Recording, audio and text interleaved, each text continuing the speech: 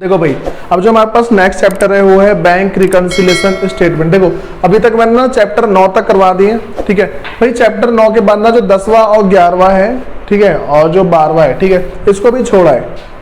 ठीक है, देखो इसके अंदर है क्या, मतलब पहले ये करवा दूंगा, उसके बाद वाला चैप्टर करवाऊंगा, ठीक है। तो चैप्टर का नाम डाल लो बैंक रिकंसिलिएशन स्टेटमेंट।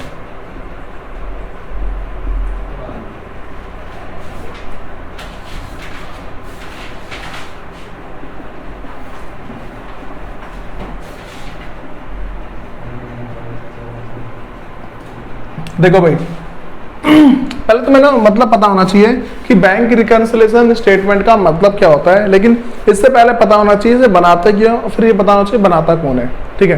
देखो भाई, मैंने तुम्हें अभी तक जो बात बताई है, समझा भाई। देखो अभी तक जो मैंने तुम्हें बात बताई है वो इस तरीके से है, जैसे मान के चलो कि हम क्या करते हैं, बैंक से पैसे निकालते हैं और अपना एक कैश बुक बनाते हैं, ठीक है। देखो तो हमारे पास क्या है कि दो चीजें होती हैं।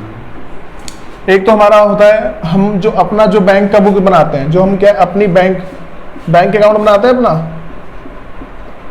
भाई, बनाते हैं ना। जैसे मालूम है तो मैं जनरल एंट्री बताई थी, तो जनरल एंट्री के बाद क्या करते हैं, मैंने बैंक का अगर बैंक की जितनी भी ट्रांजैक्शन आई उसकी मैंने एक अलग अकाउंट बनाया था उसका, ठीक है, तो उसी को बोलेंगे बैंक अकाउंट, ठीक है। एक तो ये वाला बैंक अकाउंट हो गया, ठीक है, जो क्या हम बनाते हैं, ठीक है। ये क्या कंपनी का बैंक अकाउंट होती है, ठीक है, ये बात समझ में आ रही है, ठीक है। दूसरा हमारे पास क्या है भाई, अगला होता है बैंक का बैंक अकाउंट, ठीक है, बैंक्स अकाउंट, मतलब कि जिसको हम बोल सकते हैं पासबुक, ठीक है भाई। पासबुक होती है ना, बैंक जो हमें देता है, ठीक है, ये किसका होता है, ये हमें बैंक देती है। बताओ ये बात समझ में आ रही है। देखो अब क्या होता है, जैसे मान के चलो कि मेरे पास पासबुक है, ठीक है, मैं गया, अच्छा चलो इससे पहले एक चीज और समझ लो। देखो हमारे पास ना एक बात आती है, एक होती है बैंक स्टेटमेंट, ठीक है। जैसे हमारे पास पासबुक होती है ना हमारी, हम बैंक जाते हैं, हमारे पास हमारी पासबुक है, ठीक है। तो ये जो पासबुक है हमारे पास, ठीक है, लेकिन जो जब कंपनी होती है ना, तो कंपनी के पास क्या होता है, हमारे पास कंपनी के पास होती है स्टेटमेंट, ठीक है। वो पासबुक से उनका काम नहीं चल सकता, पासबुक उनकी एक दिन के अंदर भर जाएगी वो, ठीक है। अब क्या होगा कि भाई अगर ना कंपनी ने मान लो बहुत सारे ट्रांजैक्शन किए, तो जितने ट्रांजैक्शन करेगी वो अपने इस पे बैंक अकाउंट के अंदर लिखेगी ना, क्योंकि हम क्या पढ़ रहे हैं, बैंक से रिलेटेड रिकंसिलिएशन पढ़ेंगे, ठीक है। अब क्या होता है, जैसे मान लो जो भी कंपनी अगर कोई ट्रांजैक्शन करेगी बैंक से रिलेटेड, मतलब उसने मान लो मशीन खरीदी बैंक से, तो उसका रिकॉर्ड इसमें करेंगी ना, ठीक है। अगर यहाँ पे रिकॉर्ड हो तो यहाँ पे अपने आप रिकॉर्ड हो जाएगा, ठीक है भाई। बैंक वाले तो इसमें गलती करेंगे नहीं अभी, ठीक है, हो सकता है कभी कभार कर दे गलती, ठीक है। तो मुझे क्या करना था, जो बैंक का बैलेंस है ना, ये तो इसका कंट्रोल, इसको कंट्रोल मैं करूंगा, ठीक है, और इसको कंट्रोल कौन करेगा, बैंक करेगी। बात समझ आ रही है। तो पता क्या होता है, जैसे मान लो कभी कभार ऐसा हो गया कि मैंने ना पहले मेरा ना बैंक का जो बैलेंस था ना वो था 90,000 रुपये, ठीक है। कितना था बैंक का बैलेंस, 90,000 रुपये, ठीक है भाई। दूसरा मुझे यहाँ पे पता लगा, लेकिन भाई मेरे पास ना जो यहाँ पे है वो सिर्फ यहाँ पे 95,000 रुपये, ठीक है। मैं देखो भाई बैलेंस क्यों नहीं हो रहा दोनों, हम जाते देखो, अब मैं ना पहले चेक करूंगा भाई मेरे बैंक में, मैं चेक करूंगा मेरे बैंक 95,000 रुपये पड़े, 95,000 पड़े, और मैंने अपने बैंक अकाउंट के अंदर देखा 90,000 रुपये सिर्फ, भाई 5,000 रुपये और एंट्री कहाँ गई इसकी, ठीक है, 5,000 रुपये और होने चाहिए ना मेरे पास, ठीक है। तो अब ना ये क्या है, दोनों के दोनों बैलेंस तो है नहीं। तो भाई जब भी हमें अपने बैंक अकाउंट को, ठीक है, और जो बैंक का जो स्टेटमेंट होती है, ठीक है, क्या होती है हमारे पास, बैंक स्टेटमेंट होती है।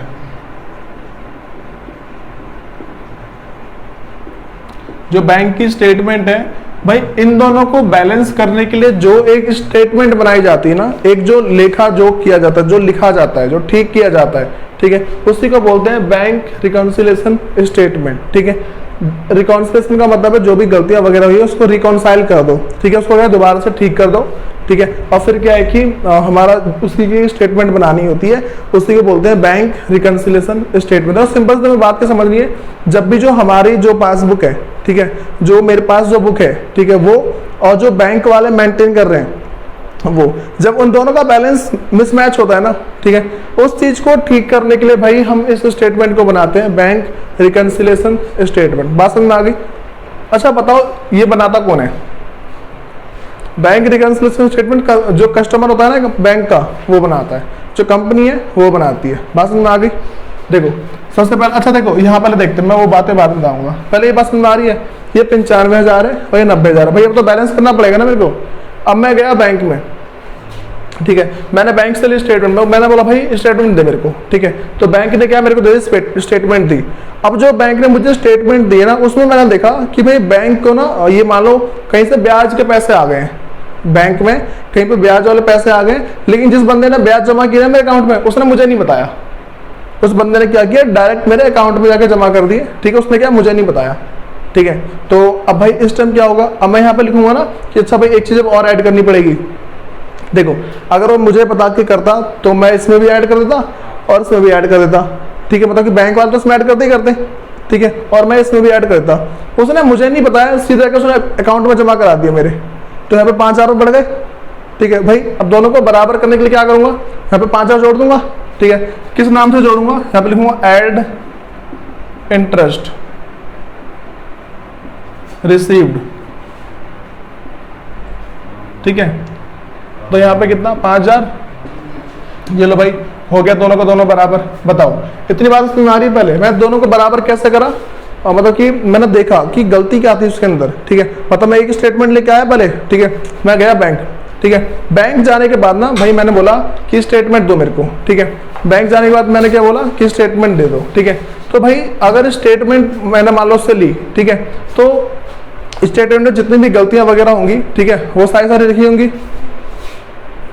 देखो अब जैसे मान के चलो मैंने पहले यहाँ पे जब मेरे पास 90,000 यहाँ था और 95,000 यहाँ पे था, ठीक है, तो मैं बैंक गया, मैंने बैंक वाले से बोला कि भाई एक काम करो, मुझे ना मेरी स्टेटमेंट दे दो, मेरे अकाउंट की स्टेटमेंट दो, ठीक है। वो क्या मुझे प्रिंट करके दे देगा बहुत सारे पेज, ठीक है, और क्या कुछ चार्ज लेगा मेरे से, कुछ पैसे लेता है, फ्री में नहीं देता, ठीक है, हम जाएंगे ना लेने तो वो हमसे चार्ज मांगेगा वो, ठीक है।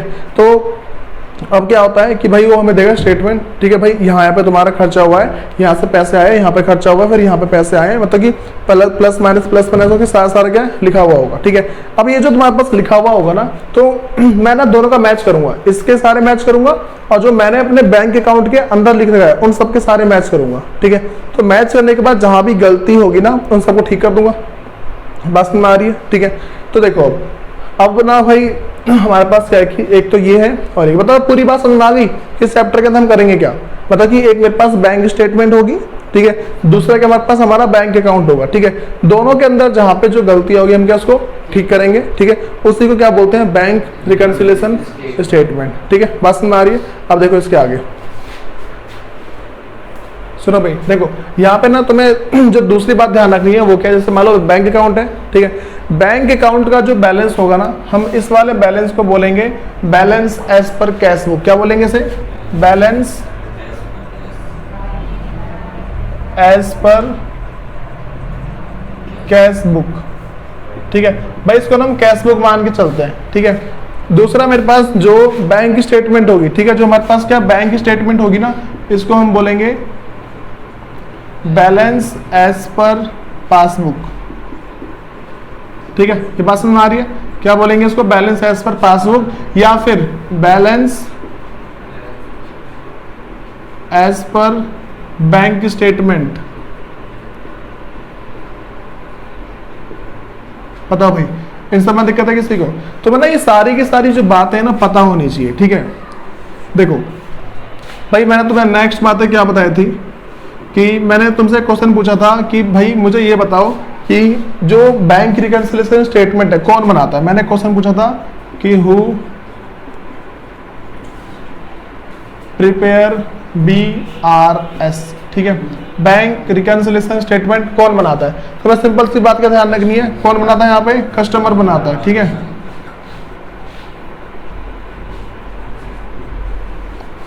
कस्टमर ऑफ द बैंक, ठीक है, कौन बनाता है भाई?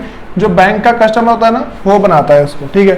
ये बातें समझ में आ रही है? अब देखो अब ना हम इसके बाद ना देखो यहाँ पे हम इस चैप्टर में क्या करेंगे, जो गलतियां होंगी इनको ठीक करेंगे, ऐसे ही होगा ना, ठीक है भाई। जो हमारे पास अब जो नेक्स्ट हेडिंग होगी ना वो इस तरीके से हो जाएगी कि गलतियां क्या क्या है। अच्छा इससे पहले बता रहा हूँ इसका कि तुम्हें ना मीनिंग लिखवा दे रहा हूँ, ठीक है। वैसे मीनिंग पता लग गया ना क्या है, ठीक है, वो चीज़ है। पहले मीनिंग के बाद उसके बाद ना बताता हूँ बैंक स्टेटमेंट या फिर पासबुक वगैरह क्या होती है, बस तुम्हें पता होगी, ठीक है, कि बैंक स्टेटमेंट या फिर पासबुक क्या होता है, अभी मैंने बता दिया। ठीक है, उसके बाद ना जो दूसरी चीज हमारे पास है वो देखेंगे जरूरत क्या है, हमें इस चीज की जरूरत क्या है, मतलब कि जो बैंक रिकंसिलिएशन स्टेटमेंट है, ठीक है, बीआरएस बनाने की जरूरत क्या है। ठीक है, वैसे जरूरत पता है ना भाई, भाई जो गलती होती है उसको ठीक कर लेते हैं। ठीक है, फिर देखेंगे कि भाई गलती कितने प्रकार की होती है। ठीक है, ये सारी बातें हैं। सुनो भाई, अरे देखो इसमें ना पहले क्या है कि तुमने जो उसकी मीनिंग है, मतलब कि सुन जाओ, जो इसकी मीनिंग है पहले वो समझो, मतलब कि जो मैंने लिखवाई है देखो कह रहे कि लिख दे रहा हूं यहाँ पे। ठीक है, a statement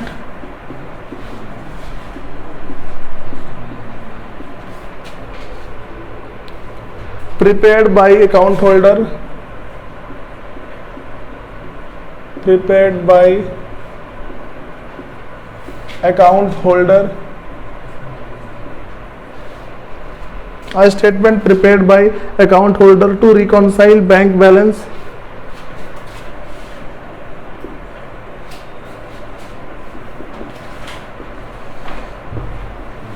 reconcile bank balance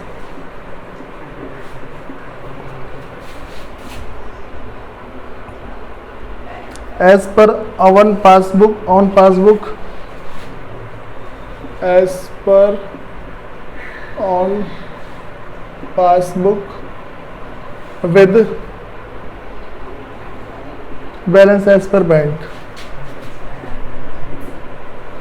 with balance as per bank. भाई सुनो तुम्हें इसका मतलब क्या समझना है, कह रहे कि ये मेरे पास होता क्या बियाज, कह रहे कि एक स्टेटमेंट है, ये क्या एक स्टेटमेंट है प्रिपेयर्ड बाय अकाउंट होल्डर। कौन बनाता है इसको, अकाउंट होल्डर। अकाउंट होल्डर कौन होता है, जो जिसका अकाउंट है बैंक के अंदर। ठीक है, तो कह रही है statement prepared by account holder किस लिए करता है, देखो, और टू रिकॉन्साइल बैंक बैलेंस।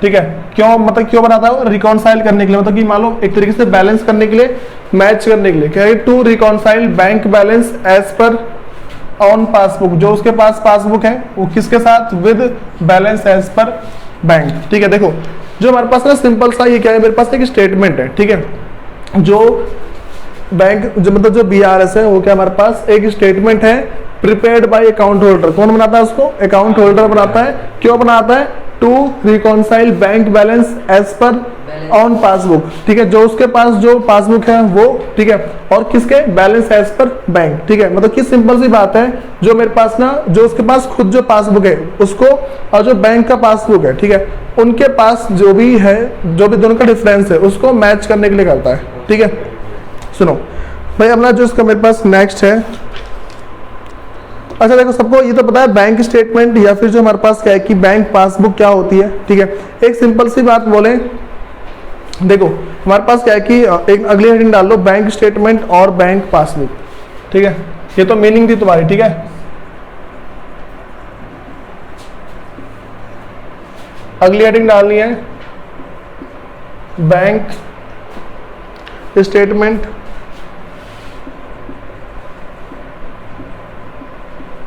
जिसको हम बोलते हैं बैंक पासबुक।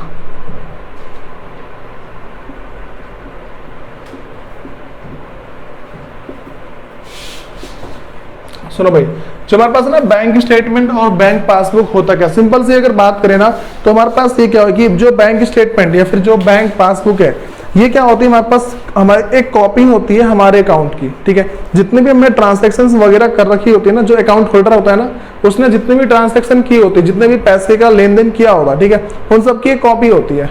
ठीक है, तो इसमें लिख लो एक बार,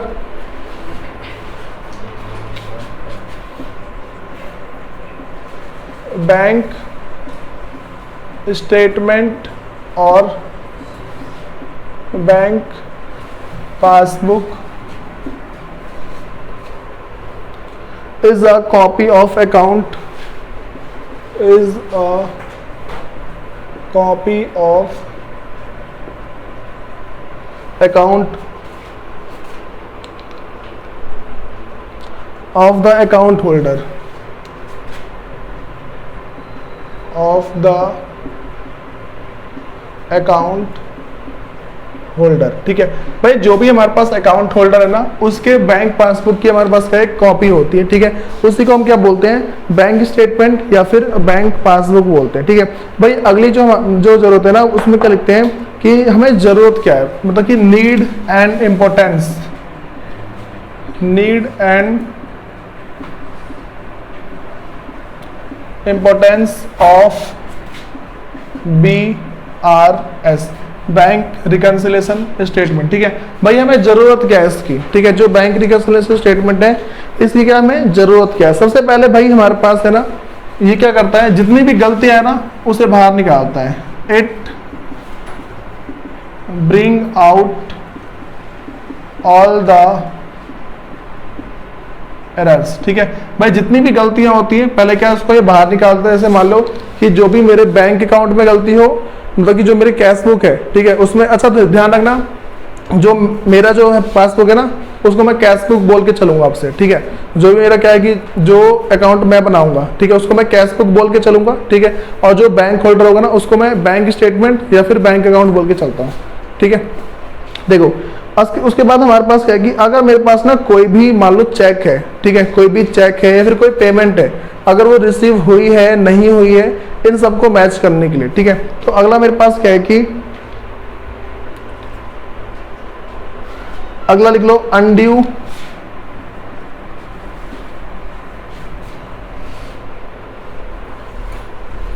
delay in the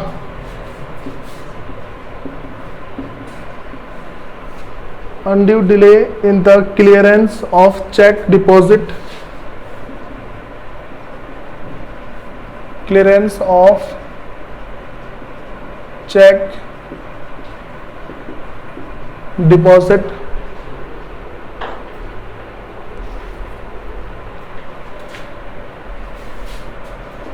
is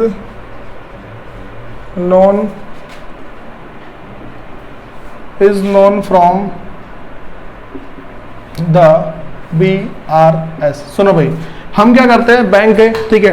bank में जाने के बाद ना ऐसा हुआ कि भाई हमें ना पता भी तो लगाना होता है कि जो हमारा चेक है क्लियर हुआ नहीं हुआ। कहां से पता लगेगा भाई, BRS से पता लगता है, ठीक है। कह रहे कि अनड्यू डिले इन द, मतलब कि जो भी डिले हुआ है, undue delay in the clearance of cheque deposit, ठीक है, इज नॉन कहां से, from the BRS, bank reconciliation statement, ठीक है।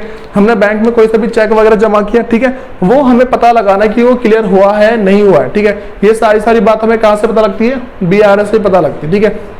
अभी जो हम टॉपिक क्या पढ़ रहे हैं, need and importance of BRS, ठीक है। देखो सिंपल सी बात है कि पहला मैंने तुम्हें मीनिंग बता दी, दूसरा जो है बैंक स्टेटमेंट या फिर जो बैंक पासबुक क्या होती है, तीसरा बता रहा हूँ need and importance of BRS, ठीक है। तो देखो, तो मेरा सिंपल सी बात ध्यान क्या रखनी है इसके अंदर कि जो अभी जो हम पढ़ रहे हैं ना, BRS की जरूरत क्या, पहले मैंने बता दिया कोई सा भी जो एरर है उसको बाहर निकालता है। दूसरा इसमें हमने बताया कि भाई देखो जो भी हमने चेक जमा किया है, ठीक है, या फिर जैसे मान के चल, देखो अच्छा भाई सुनो, चेक भी ना जो एज होते हैं ना, दो तरीके से होते हैं, ठीक है।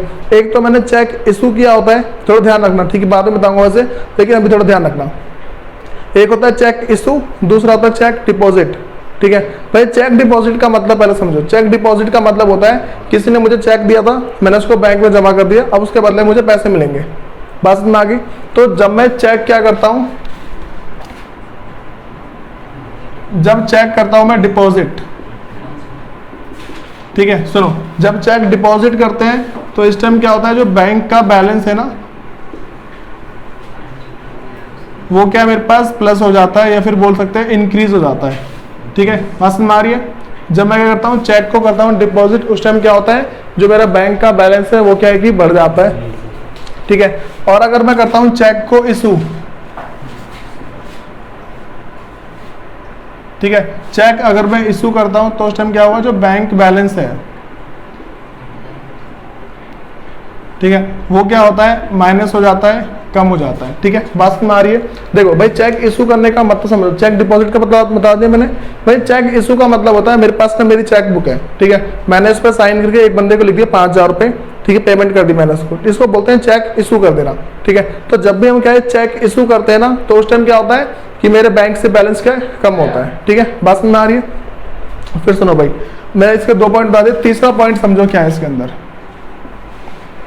तीसरा पॉइंट हमारे पास है, कह रहे कि रेगुलर रिकॉन्सिलेशन और डिस्करेज, हमारे पास है एम्बेरसमेंट। सुनो भाई, देखो सिंपल सी बात है, अगर हम क्या है कि रेगुलर बेस पे, ठीक है, अगर हम रेगुलर बेस पे रिकॉन्साइल करते हैं ना, तो जो भी मिस्टेक है उसके चांस थोड़े कम हो जाते हैं, ठीक है। तो क्या है कि रेगुलर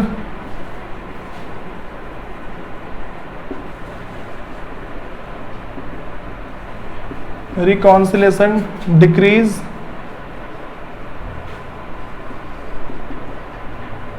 मिस्टेक, ठीक है भाई, जो भी मिस्टेक होती है ना उसको क्या कम कर देता है थोड़ा, ठीक है। फिर जो फोर्थ पॉइंट ध्यान रखना है वो कह रहे हैं कि reconciliation help in verifying the accuracy of the entries recorded in the cash book, ठीक है। क्या है कि it verify the accuracy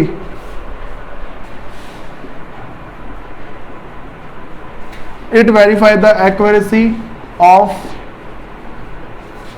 the cash book, ठीक है भाई। देखो ये ना हमें ये चीज बताता है कि जो हमारी जो कैश बुक है ना, ठीक है, कैश बुक के अंदर एंट्री कितनी शुद्ध हो रही है, कितनी साफ एंट्री हो रही है कैश बुक के अंदर, ठीक है भाई। ये बात समझ में आई सबको?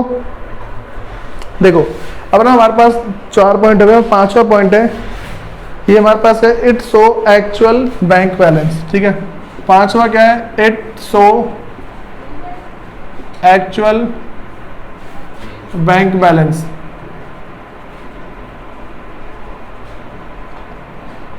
बताओ इतनी बातें समझ में आ रही है? देखो भाई जो मेरे पास जो मतलब कि जो BRS है ना, वो जितना मेरा बैंक में अकाउंट मतलब कि बैलेंस है ना, वो पूरा सही दिखाता है, ठीक है, कुछ भी गलती नहीं दिखाता उसके अंदर। देखो भाई बताओ, ये सारी बात पहले समझ में आ रही है, ठीक है, लिख लिया से।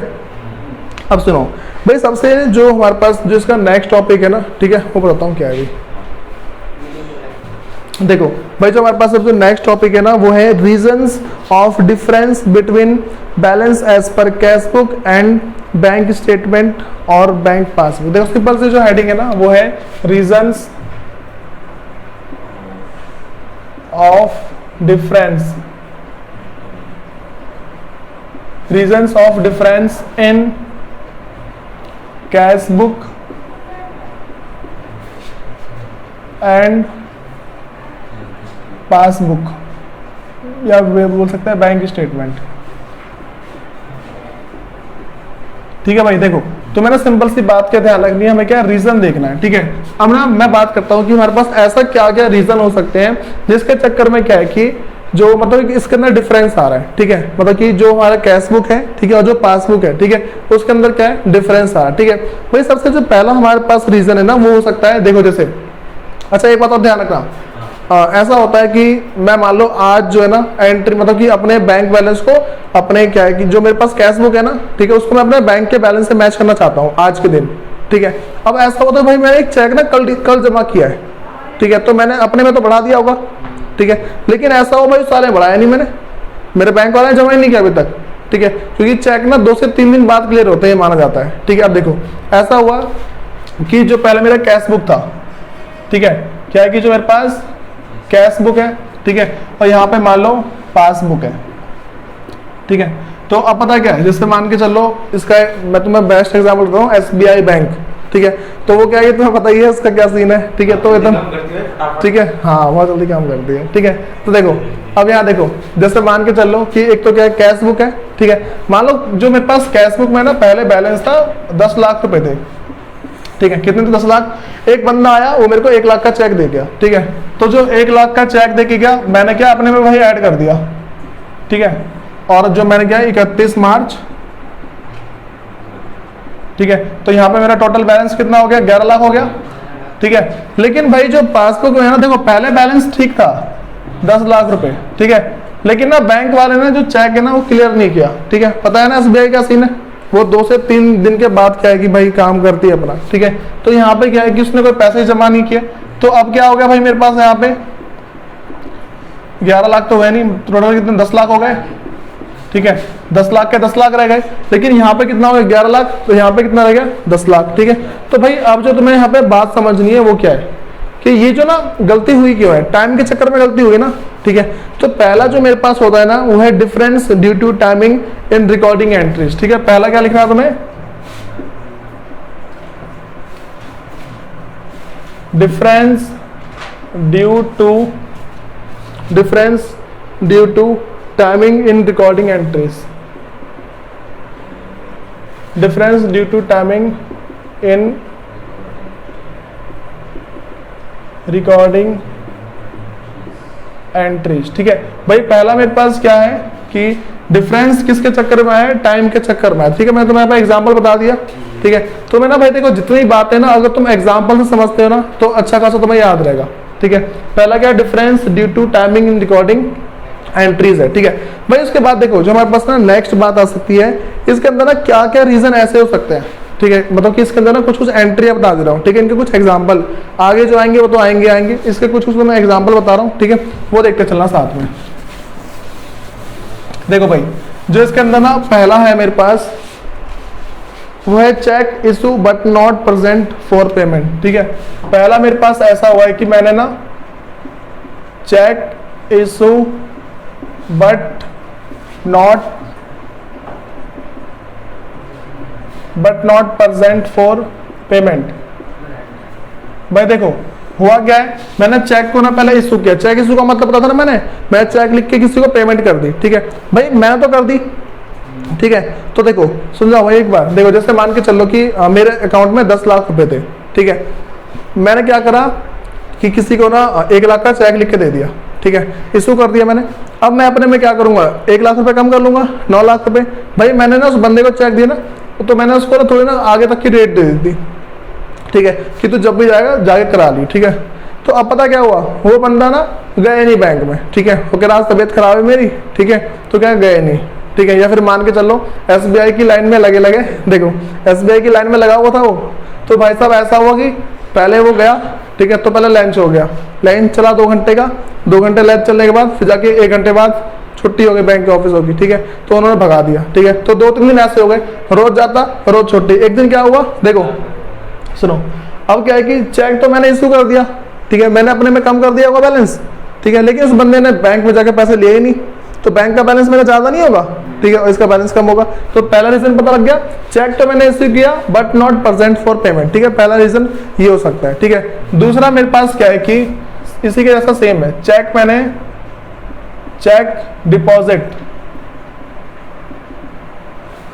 डिपॉजिट कर दिया लेकिन क्लियर नहीं हुआ, बट नॉट क्लियर। देखो सिंपल से अगली बात क्या, मेरे पास मैंने क्या करा भाई, किसी दूसरे बंदे ने मेरे को पैसे दिए, ठीक है। जैसे मान लो मेरे अकाउंट में थे 10 लाख रुपए, मतलब कि मेरे पास क्या जो मेरे कैश बुक है ना उसमें 10 लाख थे, और जो बैंक का बैलेंस है उसमें भी क्या 10 लाख रुपए सो रहे हैं, ठीक है। दोनों में क्या 10 लाख रुपए सो रहे हैं। अब ना क्या हुआ, एक बंदा आया मेरे पास, ठीक है, उसने मुझे दिया ये लो भाई चेक, मैंने रखा उसे अपने पास, ठीक है। जो 10 लाख जो मतलब उसने ना मान लो 2 लाख का चेक उसने मेरे को दिया, तो 2 लाख का चेक भाई मैंने अपने कैश बुक में तो बढ़ा दिया ना बैलेंस, कैश बुक मैंने कर दिया 12 लाख कर दिया, लेकिन बैंक वालों ने क्लियर ही नहीं किया अभी तक, बैंक वालों ने मेरे अकाउंट में डाला ही नहीं। तो अब अगर मैं मैच करूंगा तो उसका कम और मेरे ज्यादा नहीं आएगा, ठीक है। तो बताओ दूसरी बातें भी क्लियर हुई है भाई। देखो जो थर्ड मेरे पास है ना, अब ना मतलब कि जो सेकंड बात करते हैं, देखो पहला मैंने बता दिया difference due to timing in recording entries, ठीक है भाई। जो दूसरा मेरे पास है वो है transactions recorded by bank but not recorded by account holder, ठीक है। अच्छा पहले समझो दूसरा ना, पहले समझ लो क्या है, ठीक है। ऐसा मान के चल लो कि ये मानो मैंने क्या करा, मैंने ना कोई बंदा आया, ठीक है, उसने क्या किया मेरे अकाउंट में पैसे डाल दिए, मान के चलो कि मैंने उसको पैसे दिए थे, ठीक है। तो अब क्या है कि वो बंदा आया, उसने क्या करा सीधा मेरे अकाउंट में पैसे डाल दिए, मुझे नहीं बताया, ठीक है। तो उसने अगर मुझे नहीं बताया सीधा अकाउंट में पैसे डाल दिए, इसका मतलब क्या, बैंक में तो मेरे पैसे आ गए, ठीक है, लेकिन मेरे पास तो नहीं पहुंचे ना, मतलब मेरे पास तो उसने बताया नहीं, ठीक है। इसका मतलब क्या है भाई, बैंक ने ट्रांजैक्शन रिकॉर्ड कर ली लेकिन मैं नहीं कर पाया, ठीक है। तो मैं क्या, मैं अकाउंट होल्डर हूँ, बात समझ आ रही है। तो जब अकाउंट होल्डर एंट्री को रिकॉर्ड नहीं कर पाता है वो वाली बात करता है, ठीक है। तो भाई नेक्स्ट मेरे पास क्या है कि जो है transaction recorded by bank but not recorded by account holder, transaction recorded by bank but not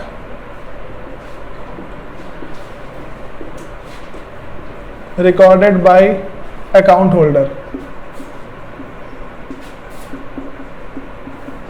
ठीक है भाई, देखो इसका मतलब समझ आ रहा है, ट्रांजैक्शन क्या है कि बैंक ने तो रिकॉर्ड कर लिया, लेकिन किसने रिकॉर्ड नहीं किया? जो अकाउंट होल्डर है। ठीक है, जो कंपनी, जो मान लो अकाउंट का जो एक तरीके से मालिक है ना, ठीक है, वो क्या है कि उस ट्रांजैक्शन में रिकॉर्ड नहीं कर पाया। भाई क्या ऐसे कौन कौन से ट्रांजैक्शन हो सकते हैं? ठीक है, देखो सबसे पहला मेरे पास ना ऐसा हो सकता है कि ये मान लो, देखो जो मतलब की जो बात है सिंपल सी है, किसी बंदे ने सीधा पैसे जमा कर दिए, ठीक है, लेकिन मेरे पास कोई इन्फॉर्मेशन नहीं पहुंची। बात समझ आ रही है? किसी बंदे ने मेरे क्या है कि पैसे जमा कर दिए मेरे अकाउंट में, लेकिन इन्फॉर्मेशन मेरे पास नहीं पहुंची। ठीक है, दूसरा है बैंक ने चार्ज काट लिया। ठीक है, बैंक ने क्या किया? चार्ज काट लिया।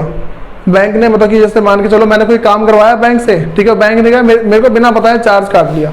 ठीक है, तो बैंक ने चार्ज काटा, मेरे पास इन्फॉर्मेशन पहुंची नहीं। ठीक है, अगर पहुंची भी तो मैंने इग्नोर मार दी, मान लो उसने ना मैसेज मेरे को भेजा कि भाई तुम्हारे अकाउंट से इतने रुपए कट चुके हैं। ठीक है, तो अब क्या हुआ कि देखो बैंक ने तो काट लिया, लेकिन क्या मेरे पास इन्फॉर्मेशन नहीं पहुंची।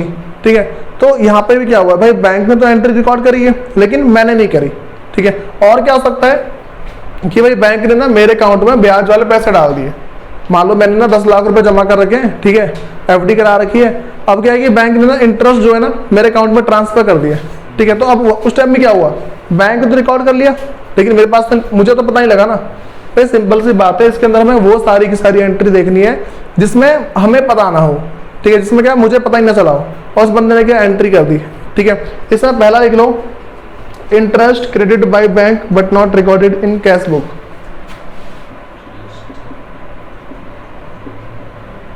Interest credited by bank but not recorded in cash book.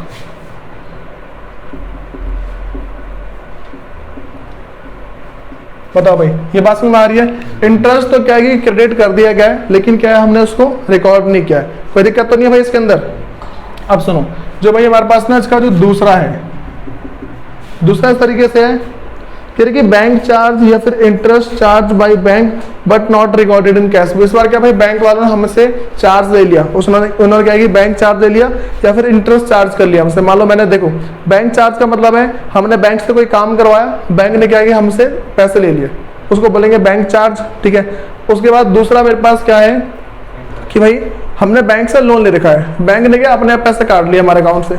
ठीक है, उसको क्या बोलेंगे? Interest charge. ठीक है, बात समझ में आ रही है? तो क्या हमारे पास बैंक चार्जेस या फिर interest charged bye bank but not recorded in cash book. बताओ भाई, ये बात समझ में आ रही है? थर्ड देखो, तीसरा क्या हो सकता है?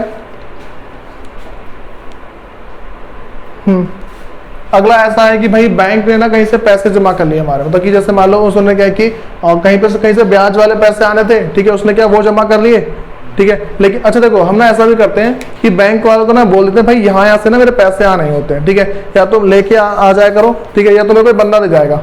ठीक है, इस तरीके से। तो जब भी ऐसा होता है ना, उस देखो हमारे पास क्या है कि इंटरेस्ट है and dividend collected by bank, interest and dividend collected by bank. ठीक है, कि इंटरेस्ट और डिविडेंड क्या है? Collected by bank but not recorded in cash book, recorded in cash book. भाई देखो इसका मतलब, भाई इंटरेस्ट का मतलब पता है ना?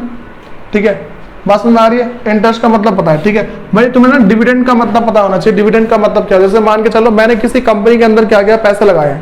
ठीक है, तो उस पैसे पे जो मुझे प्रॉफिट का हिस्सा मिलता है ना, उसको बोलते हैं डिविडेंड। बात समझ आ रही है? तो क्या है कि interest and dividend collected by bank. भाई बैंक ने कलेक्ट तो कर लिया, ठीक है, कह रहा but not recorded in cash book, लेकिन क्या हमने अपने कैश बुक में लिख पाए। बात समझ आ गई। देखो अभी मैं तो पढ़ा के रहा हूँ, transactions recorded by bank but not recorded by account holder. ठीक है, तो मेरा टॉपिक क्या चल रहा है कि भाई वो सारी ट्रांसैक्शन जिसमें बैंक ने रिकॉर्ड किया लेकिन हम रिकॉर्ड नहीं कर पाए।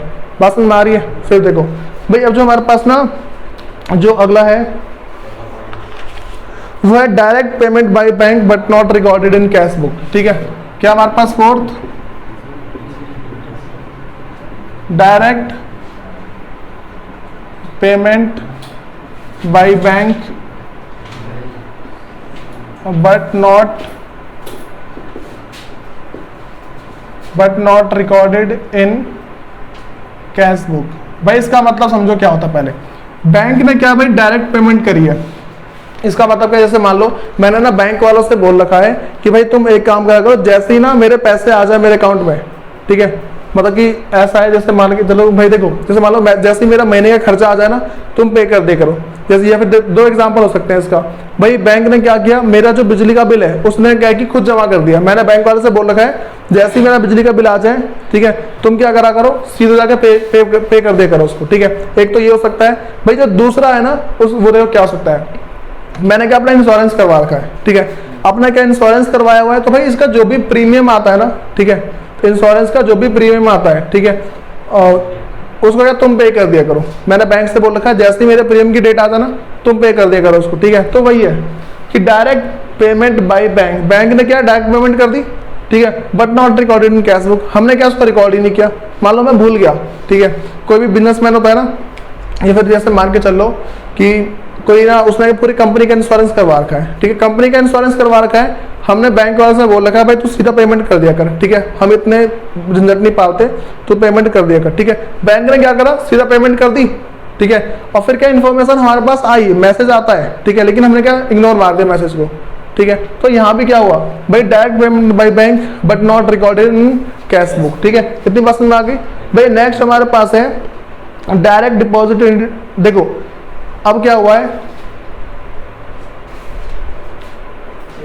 भाई, देखो जो हमारे पास अगला है ना वो क्या है कि direct deposit into bank by customer but not recorded in cash book. ठीक है, जो नेक्स्ट है वो है direct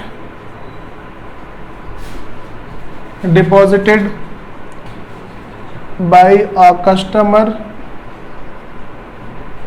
but not recorded in cash book,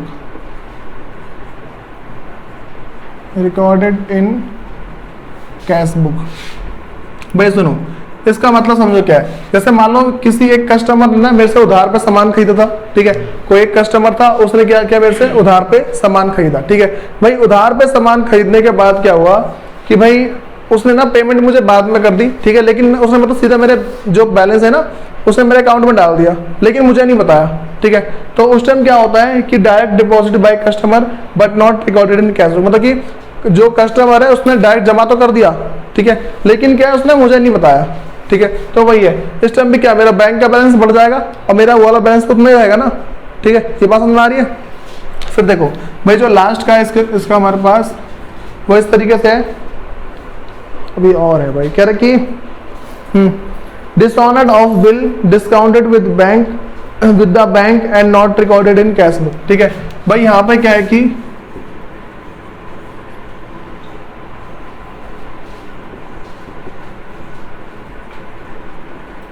dishonored of bill discounted with bank but not recorded in cash book, but not recorded in cash book। भाई ये थोड़ा समझ लो, ये थोड़ा इंपॉर्टेंट है। देखो जैसे मान के चलो भाई, पहले बात करते हैं dishonoured of bill discounted with bank का मतलब क्या है। मान के चलो भाई मैंने ना, देखो किसी ऐसा होता है ना, मैं तुम्हें दो बातें बताई थी भाई, मतलब सेल करने के ना 3 से 4 तरीके होते हैं। पहला होता है मैं बैंक से ले लूँ, मतलब कि जैसे मैंने किसी को सामान बेचा, ठीक है, सामान बेचने के बाद क्या हुआ, पहला हो सकता है कि भाई पेमेंट, सुन जा भाई, पता स्पेशली बोलना पड़ता है ना,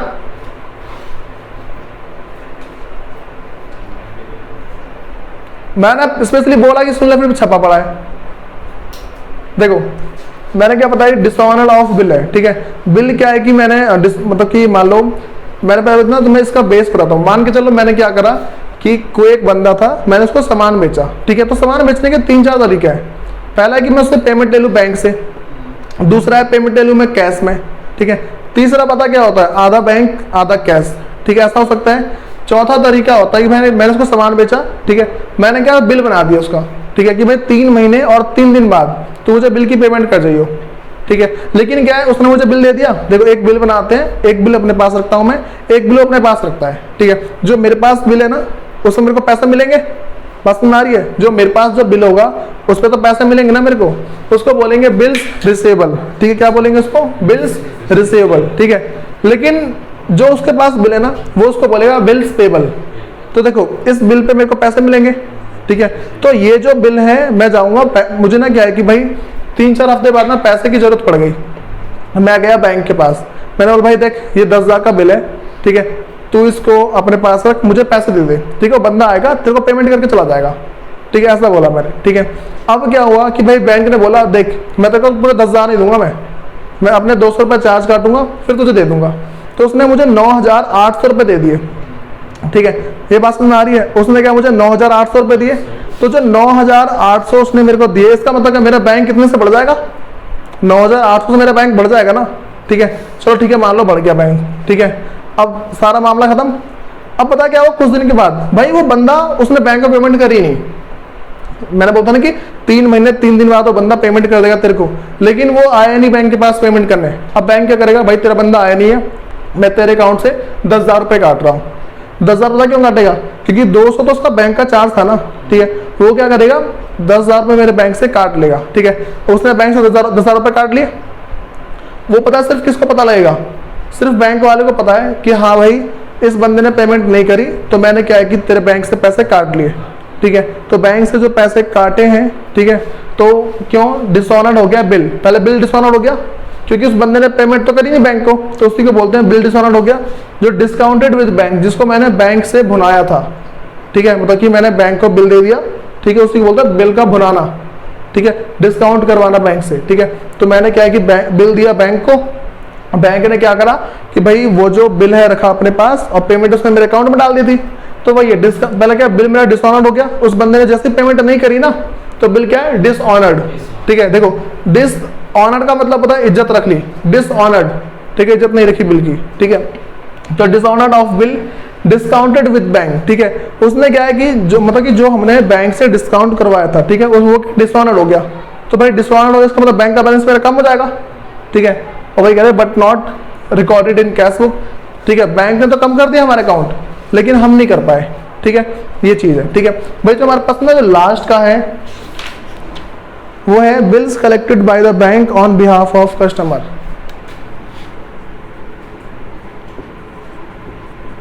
bills collected by bank on behalf of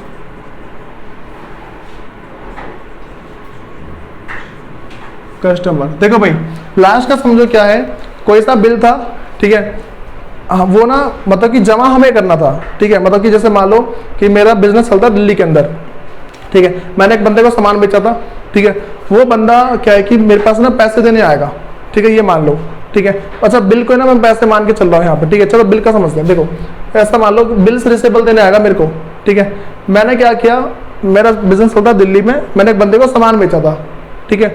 अब क्या है कि मुझे ना कहीं मान लो दुबई जाना पड़ गया, तो मैंने बैंक वाले से बोला तू एक काम करियो, उस बंदे से जाके ना पेमेंट ले ली मेरी, ठीक है। बैंक तो मतलब कि बैंक तो जाके ले आया पेमेंट, लेकिन मैं क्या अपने कैश बुक के अंदर रिकॉर्ड करना भूल गया, ठीक है। तो यहाँ पे क्या होगा, मेरा बैंक बढ़ गया होगा, ठीक है। और क्या है कि मुझे तो पता नहीं लगा, लेकिन वही है बिल्स कलेक्टेड बाय बैंक, किसने कलेक्ट किया, बैंक ने, ठीक है, on behalf of customer, customer के बदले, मतलब कि हमारे बदले बैंक ने कलेक्ट कर लिया। बताओ इतनी बात समझ में आ रही है।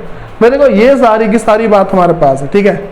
अब ना जो हमारे पास एक लास्ट है वो और देख लो, वो है ओमिशन। देखो मैंने पहली एंट्री बता दी, डिफरेंस ड्यू टू टाइमिंग, ठीक है। दूसरी एंट्री है transaction recorded by bank, bank ने ट्रांजैक्शन रिकॉर्ड करी लेकिन नहीं रिकॉर्ड करी किसने, अकाउंट होल्डर ने, ठीक है।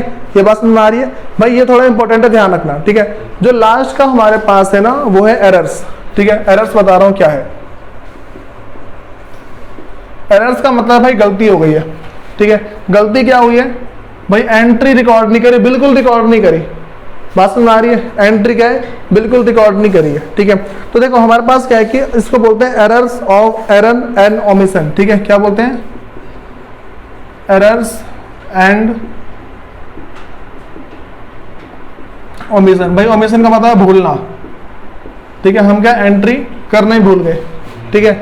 और क्या एरर, क्या कुछ गलती हो गई है, ठीक है। कुछ गलती क्या हो गई है, मतलब जैसे मान लो 10,000 का बैलेंस था, ठीक है। भाई गलती का पता समझ लो एक बार, जैसे मान लो मेरे पास 10,000 का चेक आया, ठीक है।